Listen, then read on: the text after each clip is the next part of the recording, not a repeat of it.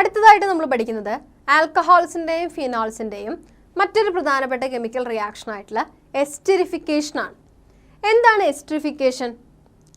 Alcohols അഥവാ phenols ഇവ രണ്ടും ഒരു കാർബോക്സിലിക് ആസിഡുമായിട്ടോ ആസിഡ് ക്ലോറൈഡുമായിട്ടോ ആസിഡ് അൻഹൈഡ്രൈഡുമായിട്ടോ റിയാക്ട് ചെയ്തുകൊണ്ട് എസ്റ്റർ ഉണ്ടാക്കുന്നു. ഈ റിയാക്ഷനെയാണ് എസ്റ്ററിഫിക്കേഷൻ റിയാക്ഷൻ എന്ന് വിളിക്കുന്നത്. ഈ എസ്റ്ററിഫിക്കേഷൻ റിയാക്ഷൻ്റെ കെമിക്കൽ റിയാക്ഷനിലേക്ക് കടക്കാം. ഇവിടെ ആദ്യമായിട്ട് ROH അല്ലെങ്കിൽ R-OH, ഇവിടെ R- എന്ന് പറയുന്ന ഗ്രൂപ്പ് റെപ്രസെൻ്റ് ചെയ്യുന്നത് ആൽക്കൈലിനെയോ അല്ലെങ്കിൽ അരൈലിനെയോ ആണ്. ആൽക്കൈൽ ഗ്രൂപ്പാണ് R- എങ്കിൽ അതൊരു ആൽക്കഹോളായിട്ടും അരൈൽ ഗ്രൂപ്പാണെങ്കിൽ അതൊരു ഫീനോളായിട്ടും ആക്ട് ചെയ്യുന്നു. ഇവ രണ്ടാണെങ്കിലും കാർബോക്സിലിക് ആസിഡുമായിട്ട് റിയാക്ഷൻ നടക്കുന്നു. ഇവിടെ എന്താണ് സംഭവിക്കുന്നത് നോക്കൂ. Alcohol or phenol undergo reaction with carboxylic acid. Carboxylic ആസിഡിൻ്റെ കെമിക്കൽ ഫോർമുല എന്ന് പറയുന്നത് RCOH ആണ് അല്ലേ. കാർബോക്സിലിക് ആസിഡ് ഗ്രൂപ്പ് COH ഗ്രൂപ്പുള്ള കോമ്പൗണ്ടുകളെയാണ് കാർബോക്സിലിക് ആസിഡ് എന്ന് വിളിക്കുന്നത്. ഈ റിയാക്ഷൻ നടക്കുന്നത് H+ അയോണിൻ്റെ പ്രസൻസിലാണ്. അതായത് ഒരു സ്ട്രോങ് ആസിഡ് ആയിട്ടുള്ള സൾഫ്യൂരിക് ആസിഡ് പോലെയുള്ളവയുടെ പ്രസൻസിൽ ആണ് ഈ റിയാക്ഷൻ നടക്കുക. ഈ റിയാക്ഷൻ റിവേഴ്സിബിൾ റിയാക്ഷൻ ആണ്. എന്താണ് സംഭവിക്കുന്നത് നോക്കൂ. ഇവിടെ കാർബോക്സിലിക് ആസിഡും ആൽക്കഹോളും തമ്മിൽ റിയാക്ട് ചെയ്യുമ്പോൾ ഒരു വാട്ടർ മോളിക്യൂള് എലിമിനേറ്റ് ചെയ്യപ്പെടുന്നു. H2O മോളിക്യൂൾ എലിമിനേറ്റ് ചെയ്യപ്പെടുകയും ബാക്കിയുള്ളവ ജോയിൻ ചെയ്തുകൊണ്ട് ഒരു എസ്റ്റർ ഉണ്ടാവുകയും ചെയ്യുന്നു. എസ്റ്ററിൻ്റെ കെമിക്കൽ ഫോർമുല എന്ന് പറയുന്നത് RCOOR- എന്നുള്ളതാണ്. എന്താണ് എസ്റ്ററിൻ്റെ പ്രത്യേകത? അതെ, എസ്റ്റർ ഒരു ഫ്രൂട്ട് സ്മെല്ലിംഗ് ആയിട്ടുള്ള സബ്സ്റ്റൻസ് ആണ്. നല്ല ഫ്രൂട്ടി സ്മെല്ല് പ്രൊഡ്യൂസ് ചെയ്യപ്പെടുന്നു എന്നർത്ഥം. ഇതുപോലെ തന്നെ ആൽക്കഹോൾ അല്ലെങ്കിൽ ഫിനോൾ ആസിഡ് അൻഹൈഡ്രൈഡുമായിട്ട് റിയാക്ട് ചെയ്തുകൊണ്ടും എസ്റ്റർ ഫോർമേഷൻ നടക്കുന്നുണ്ട്. ഇവിടെ നമുക്ക് കാണാം ആസിഡ് അൻഹൈഡ്രൈഡ് R-OH എന്ന ആൽക്കഹോളോ അല്ലെങ്കിൽ ഫിനോളോ ആയിട്ട് റിയാക്ട് ചെയ്യുന്നു. ഈ റിയാക്ഷൻ നടക്കുന്നതും ഒരു സ്ട്രോങ് ആസിഡിൻ്റെ പ്രസൻസിലാണ്. ഇതൊരു റിവേഴ്സിബിൾ റിയാക്ഷൻ ആണ്.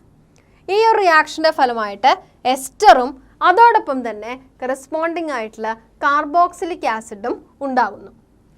അതിനാൽ ഈ റിയാക്ഷനെയും എസ്റ്ററിഫിക്കേഷൻ റിയാക്ഷൻ എന്ന് കൺസിഡർ ചെയ്യാനായിട്ട് സാധിക്കും. ഇവിടെ നമ്മൾ കണ്ടു കഴിഞ്ഞൊരു കാര്യം, alcohols or phenols undergo reaction with carboxylic acid or acid anhydride. This reaction takes place in the presence of a strong acid and this reaction is reversible in nature.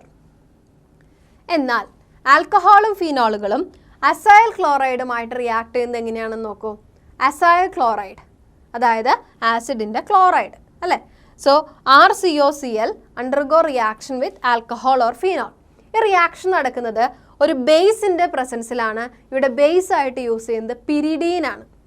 Pyridine എന്ന ബേസിൻ്റെ പ്രസൻസിൽ acyl chloride undergo reaction with alcohol or phenol and form corresponding ester and HCl. ഇവിടെ എന്തിനാണ് ഈ pyridine എന്ന base ഉപയോഗിക്കുന്നത്?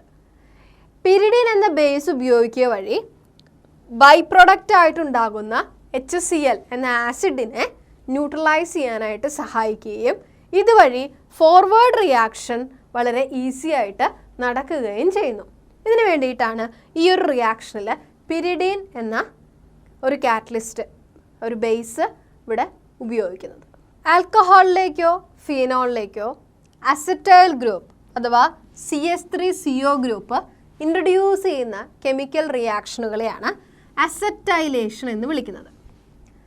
Acetylation വളരെയധികം പ്രാധാന്യമുള്ള ഒരു ഇൻഡസ്ട്രിയൽ റിയാക്ഷനായിട്ട് ഉപയോഗിക്കാറുണ്ട്. അസറ്റൈലേഷൻ പ്രോസസ്സിൻ്റെ ഒരു ആപ്ലിക്കേഷൻ എന്ന് പറയുന്നത് സാലിസൈലിക് ആസിഡിനെ ആസ്പിരിൻ എന്ന പെയിൻ കില്ലർ അല്ലെങ്കിൽ ആസ്പിരിൻ എന്ന കോമ്പൗണ്ടാക്കി മാറ്റുന്നതിന് ഉപയോഗിക്കുന്നു എന്നുള്ളതാണ്. ആസ്പിരിൻ നമ്മൾ സാധാരണയായിട്ട് പെയിൻ കില്ലേഴ്സ് ആയിട്ടാണ് യൂസ് ചെയ്യുന്നത്. ഇവിടെ നമുക്ക് കാണാം സാലിസൈലിക് ആസിഡ്. സാലിസൈലിക് ആസിഡിൻ്റെ സ്ട്രക്ചർ ഒന്ന് ശ്രദ്ധിക്കൂ. അത് ഒരു കാർബോക്സിലിക് ആസിഡ് ആണ് അല്ലേ. ഫിനോളിൽ COH ഗ്രൂപ്പ് അറ്റാച്ച് ചെയ്യപ്പെട്ടിട്ടുള്ള ഒരു കാർബോക്സിലിക് ആസിഡാണ് സാലിസൈലിക് ആസിഡ്.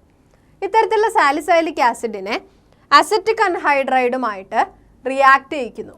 ഈ റിയാക്ഷൻ നടക്കുന്നത് ഒരു ആസിഡിൻ്റെ പ്രസൻസിലാണ്. That is the reaction takes place in the presence of H+. ഈ ഒരു റിയാക്ഷൻ നടക്കുമ്പോൾ എന്താണ് സംഭവിക്കുക എന്ന് നോക്കൂ. സാലിസൈലിക് ആസിഡിലുള്ള ഈ OH ബോണ്ട് ബ്രേക്ക് ചെയ്യപ്പെടുന്നു. ഇവിടെയും ക്ലീവേജ് ഓഫ് OH ബോണ്ടാണ് നടക്കുന്നത്. OH ബോണ്ട് ബ്രേക്ക് ചെയ്യുകയും അങ്ങനെ COCH3 ഗ്രൂപ്പ് സാലിസൈലിക് ആസിഡിലേക്ക് ഇൻട്രൊഡ്യൂസ് ചെയ്യപ്പെടുകയും ചെയ്യുന്നു. അങ്ങനെ നമുക്ക് കിട്ടുന്ന പ്രൊഡക്റ്റാണ് ആസ്പിരിൻ അല്ലെങ്കിൽ അസറ്റൈൽ സാലിസൈലിക് ആസിഡ്. ഇത് ഒരു പെയിൻ കില്ലറായിട്ടാണ് ഉപയോഗിക്കുന്നത്. ഈ ഒരു റിയാക്ഷനെയാണ് അസറ്റൈലേഷൻ റിയാക്ഷൻ എന്ന് വിളിക്കുന്നത്. ഇവിടെ ആസ്പിരിൻ എന്ന മെയിൻ പ്രോഡക്റ്റ് ഉണ്ടാകുന്നതോടൊപ്പം തന്നെ ബൈ പ്രോഡക്റ്റ് ആയിട്ട് എഥനോയിക് ആസിഡും ഉണ്ടാകുന്നു.